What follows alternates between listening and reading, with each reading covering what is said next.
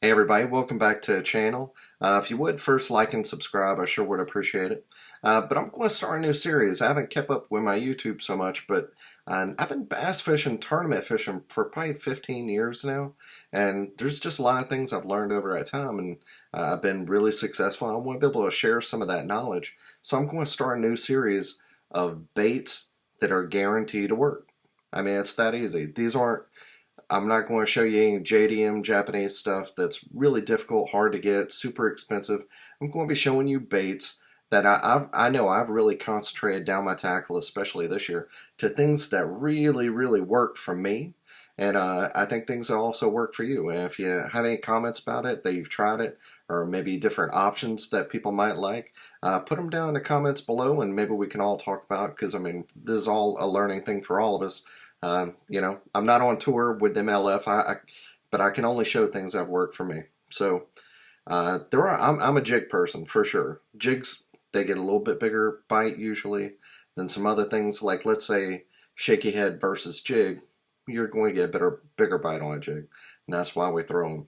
And eventually, I love to drag things around. That's fun for me, or flip. So it's just a way I really enjoy fishing. But I see a lot of people, especially new people that are new to fishing or newer to bass fishing, and they're like, "Man, I've never gotten bit on a jig." I'm like, "Oh my lord, that's like, maybe a quarter of every bite I ever get comes on a jig because I throw a few different kinds, not just one." But tonight I'm going to start out with a finesse jig. If you want to talk, and the application for this would be more rocky areas. So I throw three different kind of jigs, and I use all compact jigs. So because in a kayak I want to get more bites, that's usually just the way I go. I throw the Luke Carlson Finesse Jig, which I'll talk about tonight. And that's Dirty Jigs.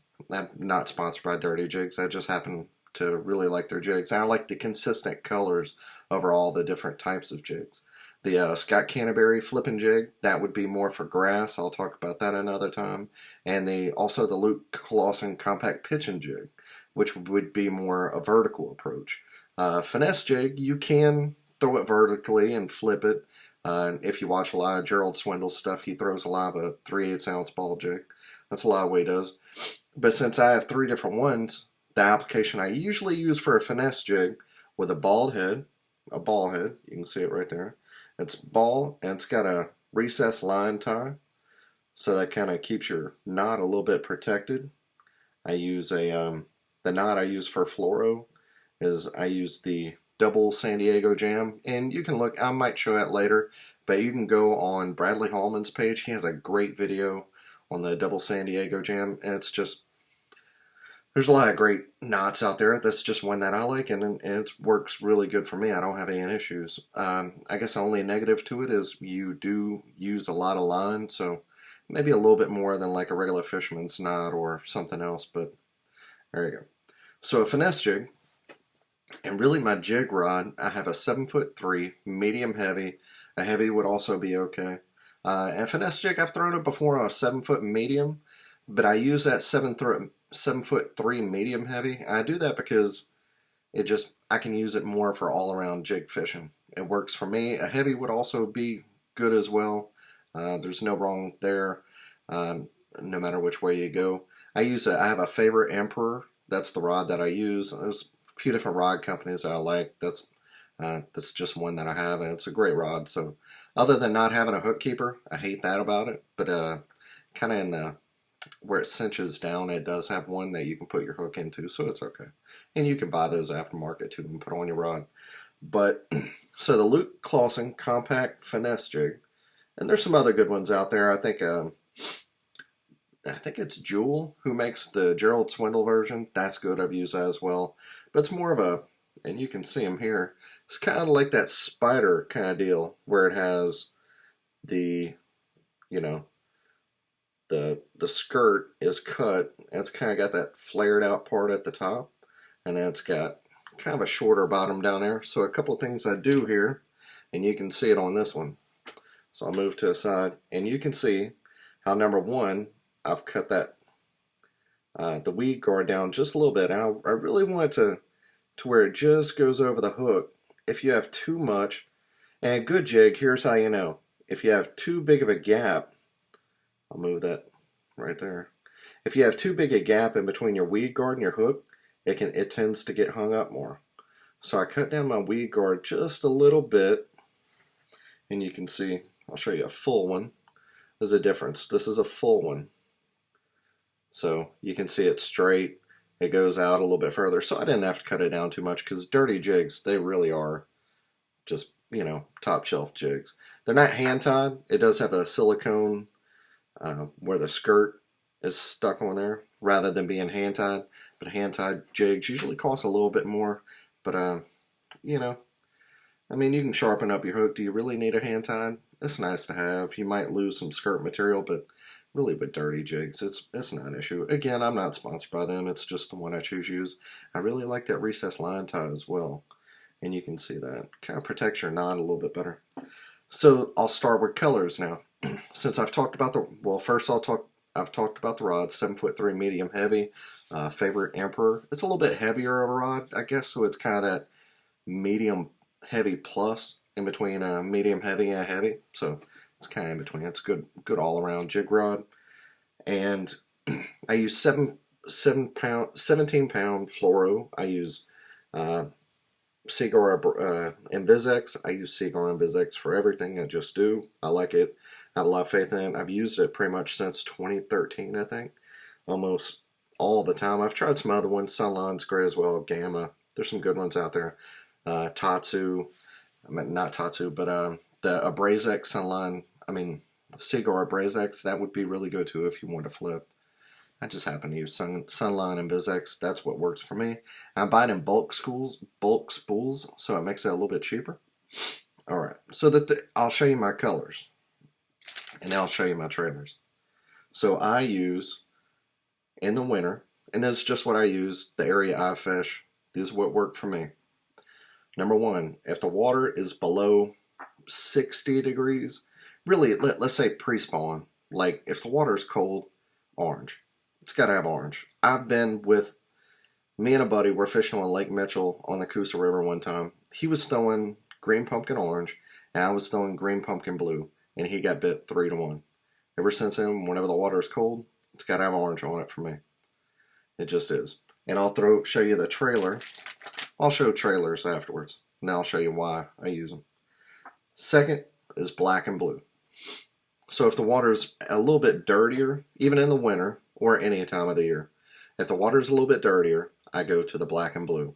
Black and purple are a lot of good colors. Any variant of black and something, black and red, some people like that. I would probably go with that in the summer because I do think the crawfish tend to be usually have a little tint of red to them in the summer. But I stay with black and blue, and that's just because I try to keep my tackle down. If I had a boat and I could keep a little bit of everything, I'd probably have black and red in the summer. But black and blue, it's a go-to if the water is a little bit dirty. So in the winter, green pumpkin orange.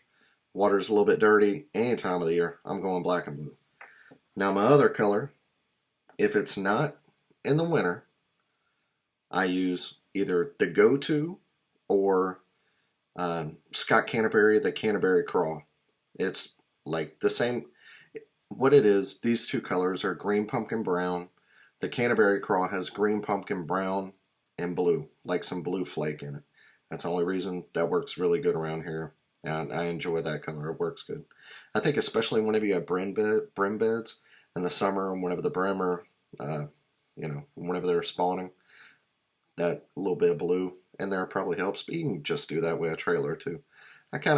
Sometimes they sell out, so I go back and forth. Either one's great. It really doesn't matter. But the go-to, it's, if you can see it there, it's just a little bit, it's got some green and some brown. It's a good natural color. So whenever the water is a little bit clearer or a little bit cleaner, let's say less than, if the water is more than, let's say 2 foot of visibility, less than 2 foot of visibility, or somewhere between 1 and 2 feet, I go black and blue. If the water is dirt, don't throw a jig because there's not enough sound. I don't have any rattles in my jigs. There's just not enough to trigger the fish so for them to know that they're there. Whenever the water is super muddy, the fish usually do get a little bit tighter at cover. And if you think about that, let's say you're walking down a hallway. You walk down the middle because the light's wrong. what are you going to do whenever you turn out the lights? You're going to start touching the walls to try to feel where everything's at. That's the same thing the bass do. They get closer to the walls. They get closer to structure whenever whenever the water is a little bit dirtier. Same thing as the lights being out. So foot and a half, less than a foot and a half, 2 foot of visibility. I go with the black and blue somewhere in there. Just depends. Or low light, could be really low light conditions. Darker color gives a little bit better silhouette. And anything a little bit clearer, midday, bluebird skies, things like that, clear water especially, the go-to word Canterbury Craw. It's just green pumpkin, brown, doesn't matter about the color, just something real natural in your area. So the trailers I use, I am sponsored by XZone lures. You can see them behind me. I love their baits. So there's 2 different craws that I use. I only brought one with me, but it's the Muscleback Finesse Craw, the 3.2, and it says XZone Muscleback Finesse. And what I like about these baits are the craws float. So especially if you're having to move this bait around real slowly, the craws, they will come up off the bottom and float. And it's like, you know, a crawfish getting into a defensive posture. I think that really works. And I really think that this jig, it goes really well on there. It's like a really good size. I usually cut off like just a couple of the little segments. You can see how it's got segments on there. I usually cut 2 off. And now I put it on that jig, and that brings it to about there. And bruh, that's a good jig trailer. The only other time that I'll change is in the summer. I don't have a hard and fast rule, but let's say above 75, and I want my jig trailer to have a little bit more action. This is good. You can go to the Rebel Chunk. That's a XZone lure chunk trailer that they have if you want like no action at all. But you know, this is good enough even in the winter. It doesn't have a ton of action. It just has some. It's pretty natural, pretty chill. So it's a good jig trailer all year long. If you only wanted one, this would be a one to go with. You could use a Rebel Craw if you really want no action. But whenever the water gets, let's say, above 70, and it's in the middle of summer, it's hot out, the water is really warm, I go to the Adrenaline Craw Junior. It's a new trailer that XZone has. And it's pretty much the same exact thing, except for it's got kick and feed on the bottom, which is also really good for a swim jig. So I carry both trailers. So the Adrenaline Craw, whenever the water is above 70, 75, somewhere like that, the rest of the year, I'm going to throw that Muscleback Finesse Craw. And this color, looks good, huh? It goes with the Bama Craw. So put those 2 together whenever the water is cold. And really, if you just wanted to have 2 jigs, you could just have the go-to or the Canterbury Craw, like I was saying, and the black and blue, and then just use an orange trailer because I gotta have orange in it. That's my deal. But the Bama Craw jig, they carry that across the line. Dirty Jigs does, and that Bama Craw and the XZone Muscleback Finesse Craw, that's great in the winter because it's got that orange on there. The next color I use, and I have 4. I only use 4. Well, I didn't bring the black and blue, but black and blue. That's obvious. It would go with the black and blue jig. And I keep them with them. I match them up. I get pretty matchy-matchy. And if you want to swap, you can knock yourself out. If you want the green pumpkin, you want a Bama Craw with a black and blue jig, have at it. I'm sure it'll work. Them fish, I don't think they care that much most of the time. So if I'm using in the summer around brim beds, or just really any time is really good. A little bit clearer water as long as it's not in the winter. This is the Green Pumpkin Blue Flake. See that right there? That is a great color. I'll pull one out just so you can see it. Although I don't have the best lighting in this room. You can probably see it here. Green Pumpkin, got some blue in there. That's a killer color. Looks great with Canterbury Craw as well. So that's 2. The black and blue is 3, and then the 4th one, and you could go either or, the green pumpkin blue, or if you really want like a brim imitator, another good one, or if the water's super clear. If you're fishing on like Smith Lake here in Alabama, Logan Martin in the middle of summer, whenever it really clears up, or your lake, wherever it's at, if the water's super clear, the 309 color. It's got a kind of, it's green pumpkin, like a light, almost watermelon on one side, pearlescent on the other, and it's got some purple flake in it. Dude, that is a killer color. It's a killer color across XZone lures, and it's one that I think they're the only people that carry that color. And people talk about 309 as being a great color. And it really is. It truly is. So that's my 3 Luke Clawson Finesse Jigs.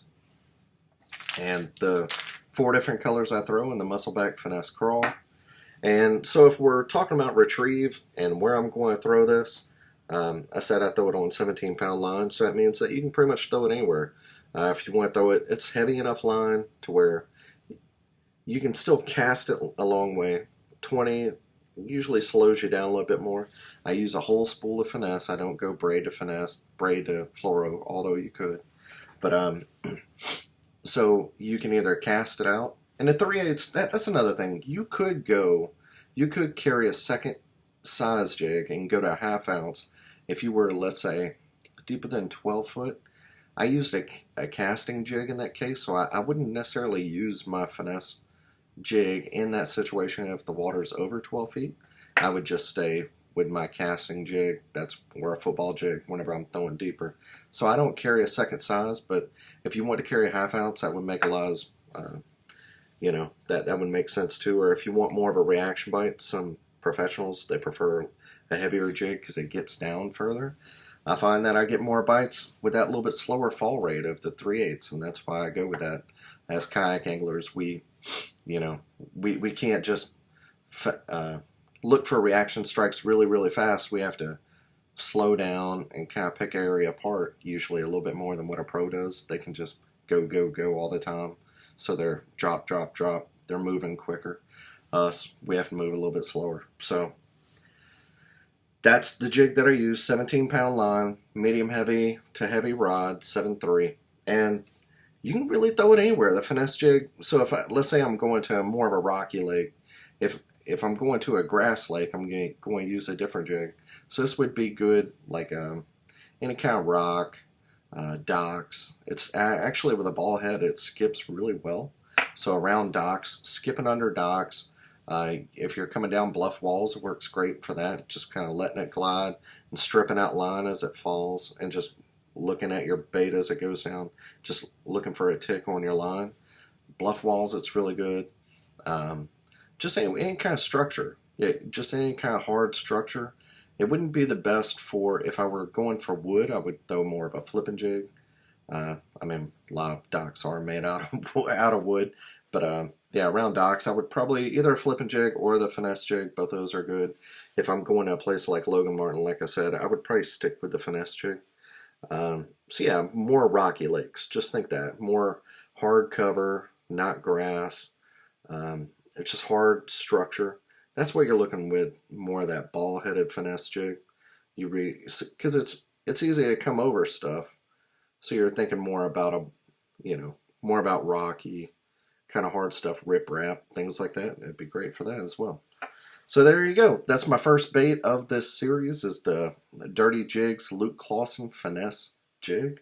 You can get on Tackle Warehouse. You can get it at the shop I'm with, Summerland Outdoors. They sell a lot of jigs and a lot of baits. They don't sell XZone, but yeah, they definitely sell the finesse jig. So great bait, and you're really just going to try to retrieve it. It depends on what kind of structure, so it's hard to say.